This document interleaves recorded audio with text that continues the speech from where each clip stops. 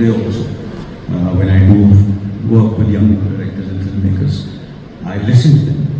I learn, I try to learn from them, but I do give my point of view. And I love collaborating, and I enjoy working with people who love to collaborate also. So that I can give my experience and what I feel emotionally. So that's what it is. What is one thing that we in India, in our artistic world... So coming to your question, the value of time and professionalism is now, it's there here also, because the stakes have become so, but that really helped me, and better, that's what I mean. And what do we do better? Sorry? What do we do Emotion. Emotion. You know, our culture, our value system, our family. Nobody can, you know, nobody can touch us in that. That's, which is, I'm very proud of that. That's what I try to get over there also, in my performances, in my friendship, and in my relationship, everybody who I work with. Yeah. Flood will be, you know, talking too much, sorry for that word. But good opportunities coming for me, for theatrical films also, for OTT also, and you know, and of course I've done a show also on OTT. You know, I did Big Boss, and that was also a lot of fun, and it was, you know, and it did pretty well. So I've done, you know, so I'm right in the center. So in center of all the different generations of actors.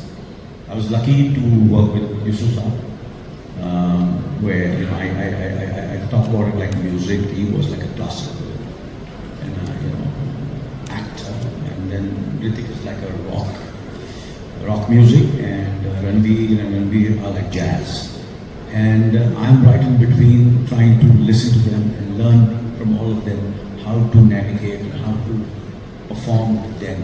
So that's what I've been doing. Do you find it difficult attuning yourself? Like you said, one is a rock, one is jazz, and you're playing along with all of them. Of course, I have to be, you know, fortunately little music is there, so I try to get those beats, the way they work and the way they perform, and the kind of work they put in, and why they're such huge stars, and why people love them. And I am right in the middle, working with all three generations. And filmmakers as well as cameramen, DOPs, content creators, you know, worked when my fathers came into this city almost more than 60 years back, listening to his stories about Asif, and then of course my father used to work for Kapoor, and he was a big, you know, kind of a secretary agent, used to call.